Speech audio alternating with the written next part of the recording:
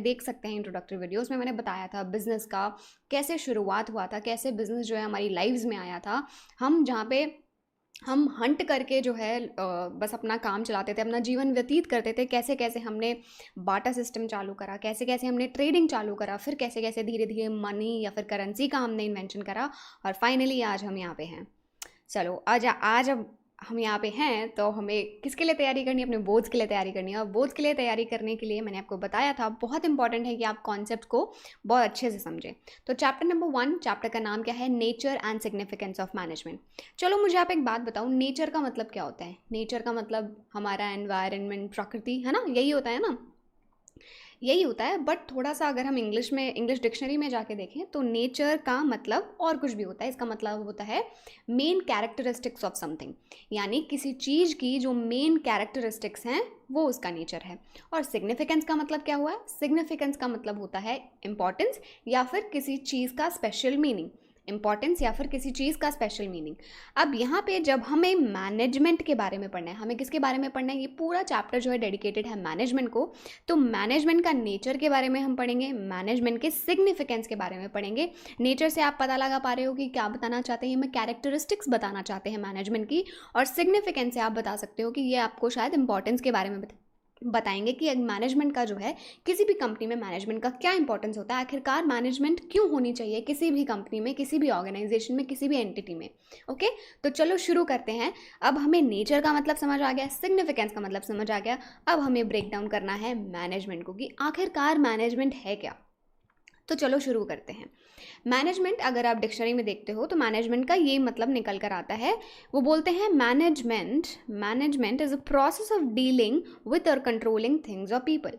क्या है? ये एक प्रोसेस है जिसमें हम डील करते हैं, कंट्रोल करते हैं चीज़ों को और लोगों को। एक ऐसा प्रोसेस है जिसमें हम डील करते हैं या कंट्रोल करते हैं किन किन चीज़ों को या फिर लोगों को।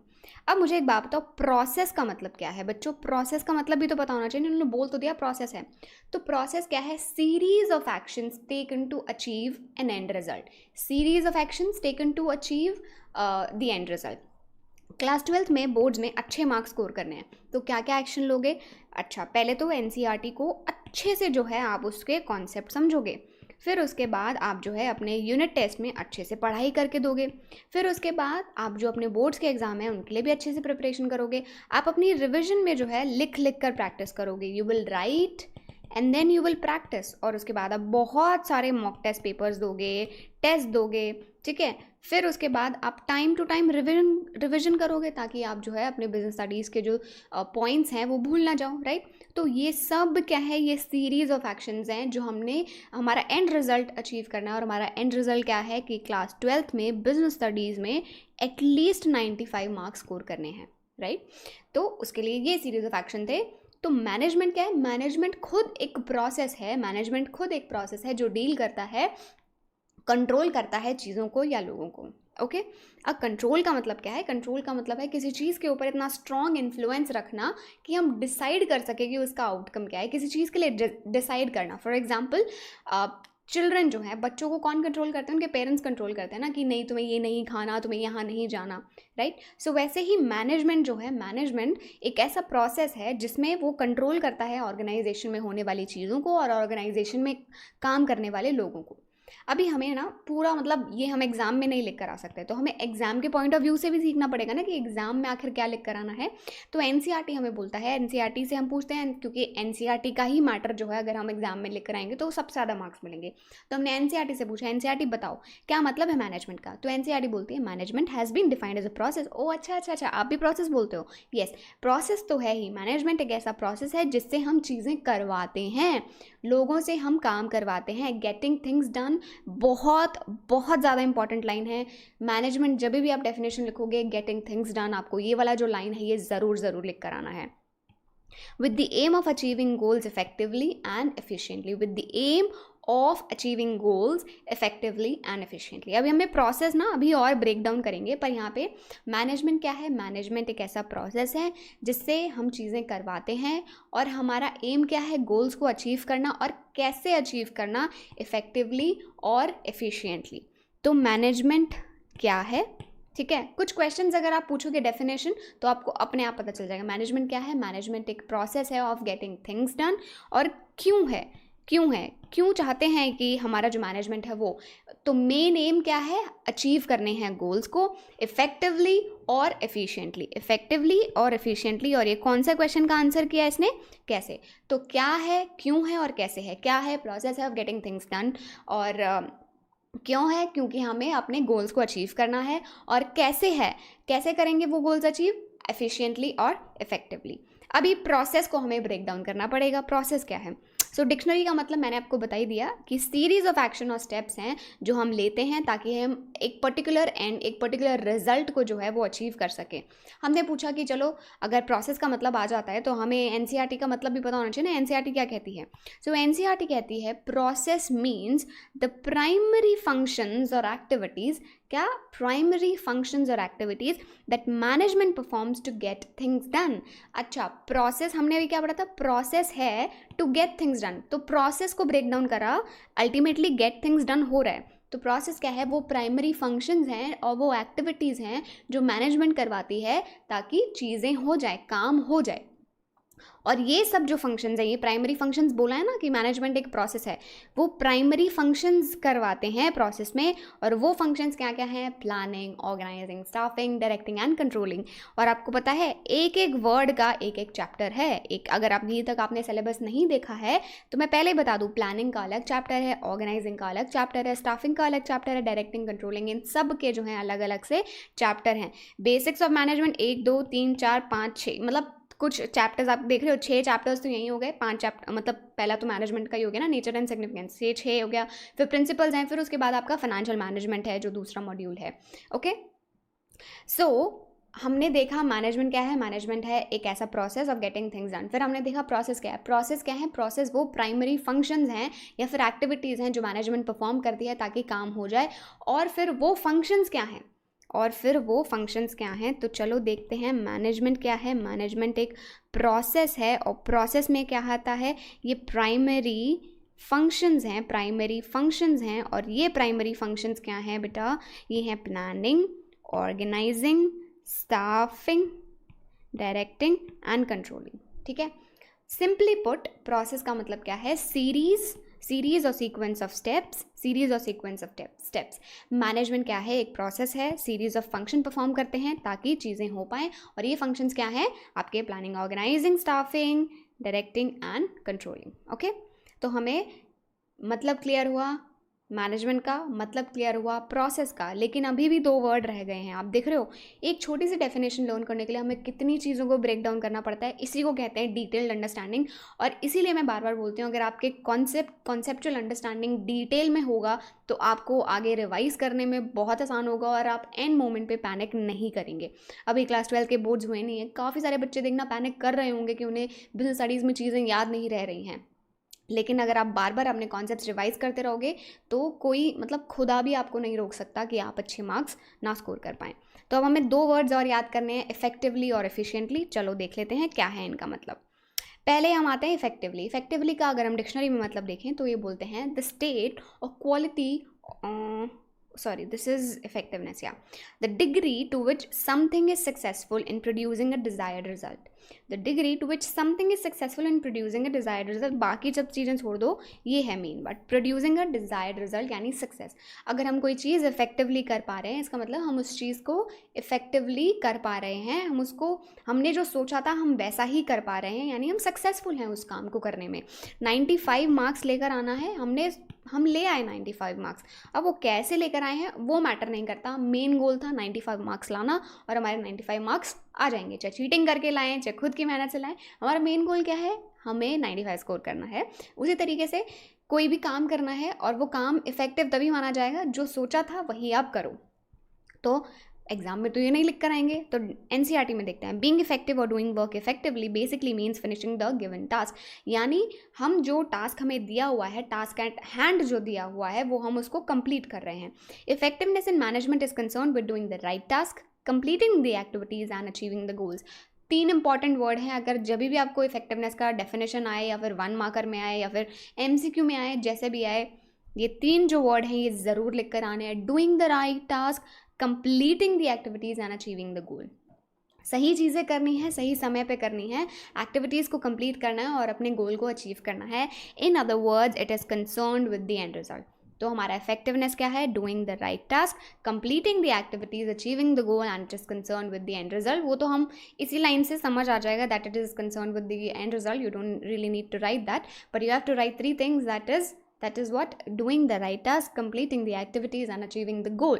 So means finishing the given task or achieving the goal. तो ये तो थी हमारे इफेक्टिवनेस की कहानी। अब हम चलेंगे एफिशिएंसी के ऊपर। एफिशिएंसी का मतलब क्या है? सबसे जाहिर सी बात है, हम जाएंगे डिक्शनरी के पास। तो डिक्शनरी हमें बताओ कि क्या है मतलब एफिशिएंसी का। The state of quality of being efficient. अरे एफिशिएंसी का मतलब क्या है? The state of quality of being efficient. तो मैंने बोला चलो एफिशिएंट का मतलब बता दो। तो एफिशिएंट का मतलब उन्होंने बोला achieving maximum productivity with minimum wasted effort और एक्सपर्ट। ये बहुत इंपॉर्टेंट लाइन है। आप ऐसे नहीं लिखोगे जैसे एनसीईआरटी में लिखा है वैसे हम लिखेंगे, बट बहुत इंपॉर्टेंट लाइन यहाँ पे लिखी है कि मैक्सिमम प्रोडक्टिविटी चाहिए विद मिनिमम वेस्टेड एफर्ट। यानी आप काम करोगे, इफेक्टिवनेस से कहानी इसकी दूसरी है। इफेक्टिवनेस में हमने सोचा था कि बस हमारा काम पूरा हो जाए, वो कैसे पूरा हो जाए, और यहाँ पे क्या है? मैक्सिमम प्रोडक्टिविटी होनी चाहिए और मिनिमम वेस्टेड एफर्ट। आपको अपने एफर्ट्स जो हैं वो कम से कम वेस्ट करने हैं। मैंने आपको बोला कि आपको 95 मार्क्स लेकर आने हैं बिजनेस स्टडीज़ में। यहाँ पे आपने चीटिंग करके ले आए, कोई बात नहीं। मैंने बोला आपको अपनी पढ़ाई से करना है और स्मार्ट स्टडी करके करना है, हार्ड वर्क नहीं करना कि रट के चले गए। मैंने बोला आपको कि आपको कम से कम जो है, कम से कम मेहनत करके यानी स्मार्ट वर्क करके आपको जो है 95 मार्क्स स्कोर करने हैं। तो वो कैसे करोगे? तब वहाँ पे एफिशिएंसी आएगी। इफेक्टिवनेस तो कोई भी कर लेगा, एफिशिएंसी जो है वो सबसे मेन गोल होता है। एनसीईआरटी क्या कहती है? Efficiency means doing the task correctly and with minimum cost. यानी टास्क को हमें सही तरीके से करना है और मिनिमम कॉस्ट के साथ करना है। There is a kind of cost benefit analysis. 5 रुपये खर्च कर रहे हो लेकिन बेनिफिट जो है वो 10 रुपये का होना चाहिए। 10 रुपये खर्च कर रहे हो, 5 रुपये का benefit, it is a situation of loss and this is a situation of efficiency. समझे? पैसे खर्च करो कोई दिक्कत नहीं है, लेकिन पैसे खर्च करके जो बेनिफिट है कम से कम दुगना बेनिफिट तो मिले। सो एफिशिएंसी कहती है कि आपको जो अपने टास्क हैं वो करेक्टली करने हैं और मिनिमम कॉस्ट के साथ करने हैं। और ये जो है इसमें kind of cost benefit analysis है and the relationship between the inputs and output. जैसा इनपुट डालोगे वैसा आउटपुट मिलेगा। If by using less resources more benefits are arrived then efficiency has increased. अगर मतलब हमारी ऑर्गेनाइजेशन मान लो 5 रुपये खर्च करके 8 रुपये का प्रॉफिट लेकर आ रही है और दूसरी कंपनी 5 रुपये का कॉस्ट लगाकर 10 रुपये का प्रॉफिट लेकर आ रही है, तो बताओ मुझे कौन ज़्यादा एफिशिएंट है? जाहिर सी बात है ये ऑर्गेनाइजेशन ज़्यादा एफिशिएंट है, क्योंकि ये कम रिसोर्सेज खर्च करके, कम रिसोर्सेज लगाकर भी ज़्यादा बेनिफिट डिराइव कर रहे हैं, ज़्यादा बेनिफिट लेकर आ रहे हैं। तो जब हमें लिखना है, एग्जाम में हमें लिख कर आना है, तो कैसे लिख कर आएंगे?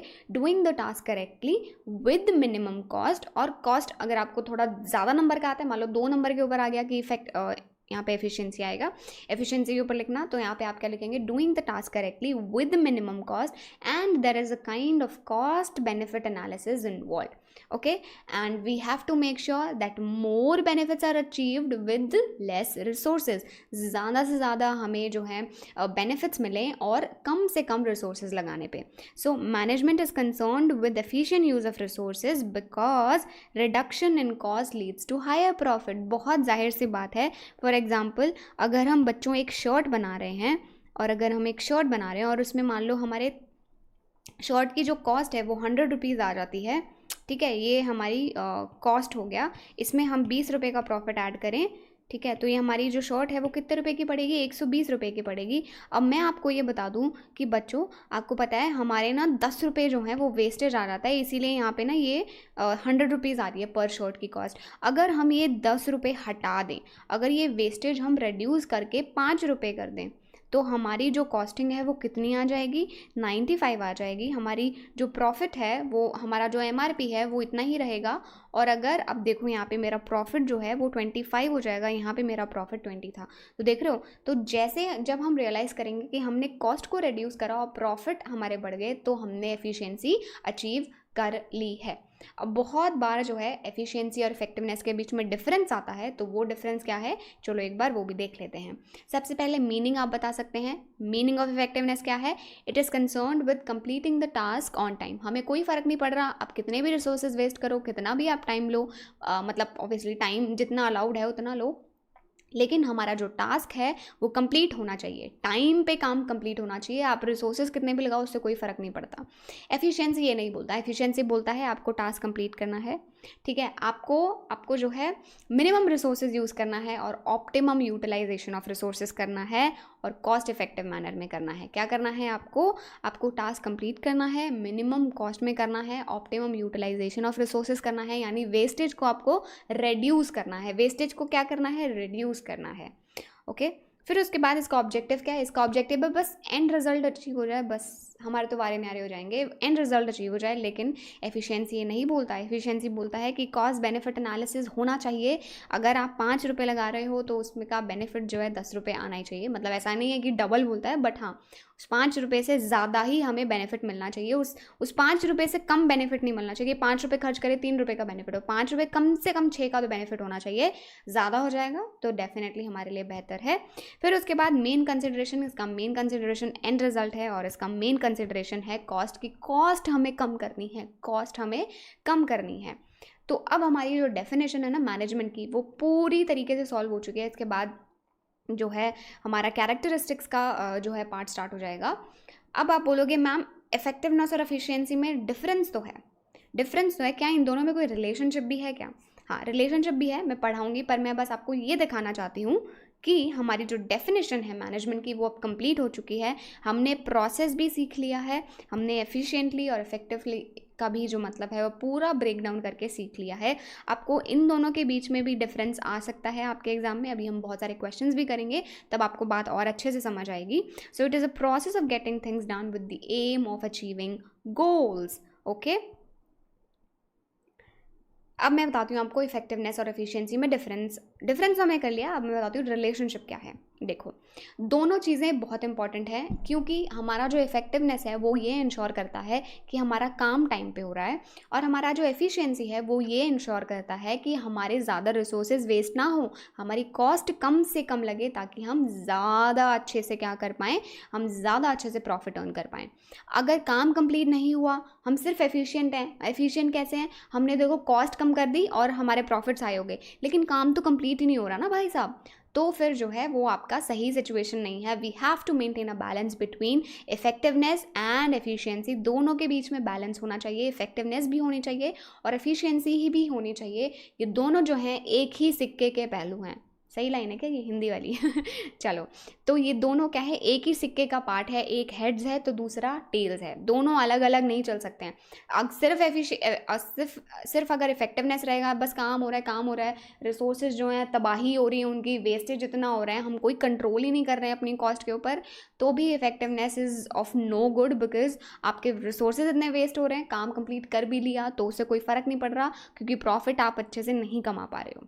ठीक है, so being effective means completing the task, but it is not enough just to complete the task, क्योंकि टास्क जो है वो करेक्टली होना चाहिए और विदाउट वेस्टेज ऑफ रिसोर्सेज होना चाहिए। थोड़ा बहुत normal loss, normal wastage allowed होता है, लेकिन उससे ज़्यादा wastage is not allowed. Effectiveness and efficiency are the two sides of the same coin, one without the another is of no use. जैसा कि मैंने बताया, effectiveness and efficiency they together lead to higher profits, और इन दोनों को मिला के अगर आप करोगे, कॉम्बिनेशन रखोगे दोनों का, तो हायर प्रॉफिट्स होंगे, प्रॉस्पेरिटी होगी ऑर्गेनाइजेशन की। And the failure of an organisation is due to the inefficiency and ineffectiveness. अगर आपकी ऑर्गेनाइजेशन फेल हो रही है, कहीं भी आप ऑब्जर्व करोगे इतनी बड़ी बड़ी कंपनीज फेल हो जाती है, तो कहीं ना कहीं उनमें science of ineffectiveness and science of inefficiency दिखेंगे। तो ये था हमारा छोटा सा टॉपिक मैनेजमेंट की डेफिनेशन, जिसमें हमने उससे कनेक्टेड सारे वर्ड्स को ब्रेक डाउन करा, और अब हमें मैनेजमेंट की जो डेफिनेशन है वो क्लियर है। चलो एक बार फिर से रिवाइज कर लेते हैं कि मैनेजमेंट की क्या डेफिनेशन है। So management is a process of getting things done things done. हमारा एम क्यों है, हमारा क्या एम है, क्यों कराना है, ताकि हम अपने गोल्स अचीव कर पाएँ, और कैसे कर पाएँ, इफ़ेक्टिवली और एफिशिएंटली। आई होप अब आपको मैनेजमेंट की डेफिनेशन एकदम याद हो गई है। Process of getting things done with the aim of achieving goals. बिना देखे बोलो, इफ़ेक्टिवली एंड एफिशिएंटली। सिर्फ आपको 4 चीज़ें इसमें याद रखनी है, क्या, क्यों और कैसे। कैसे में ये दोनों पॉइंट्स कवर हो जाएंगे। तो आज की वीडियो के लिए बस इतना ही। चैनल आप ज़रूर सब्सक्राइब कर लें, क्योंकि बिजनेस स्टडीज से रिलेटेड और भी बहुत सारे वीडियोज़ मैं लेकर आने वाली हूँ, ताकि आप सबको मैं हेल्प कर सकूं। आप अपने बिजनेस स्टडीज़ का जो एग्ज़ाम होगा उसमें बहुत अच्छे मार्क्स स्कोर करें, एटलीस्ट 95 तो हम कोशिश करें कि हर बच्चे के मार्क्स आए। और बिल्कुल भी टफ नहीं है, बिल्कुल हो सकता है, बिल्कुल पॉसिबल है। कॉन्सेप्चुअल अंडरस्टैंडिंग, अच्छे से टेस्ट देने हैं, फिर अच्छे से हमें अपनी रिविजन रखनी है। ये तीनों चीज़ों का कॉम्बिनेशन अच्छे से रहेगा, कोई भी जो है आपको रोक नहीं सकता बिजनेस स्टडीज़ में अच्छे मार्क्स स्कोर करने से। ओके, तो चलो आपसे नेक्स्ट वीडियो में मिलती हूँ, नए टॉपिक के साथ, नई इंटरेस्टिंग चीज़ों के साथ, नए नए एग्जाम्पल्स के साथ। तब तक के लिए नमस्ते। चैनल को लाइक कर दीजिए, चैनल को सब्सक्राइब कर दीजिए, वीडियो को लाइक करिए और अपने सभी दोस्तों के साथ शेयर करिए। आपके स्कूल में जितने भी फ्रेंड्स हैं, आपके ट्यूशन में जितने भी फ्रेंड्स आते हैं, प्लीज़ आप उनके साथ ये चैनल ज़रूर शेयर करिए, ताकि उनका भी ज़्यादा से ज़्यादा फ़ायदा हो सके, और हम सब साथ मिलकर पढ़ाई करें और सब साथ मिलकर आगे बढ़ें और अच्छे मार्क्स स्कोर करें। ठीक है, नमस्ते, टेक केयर।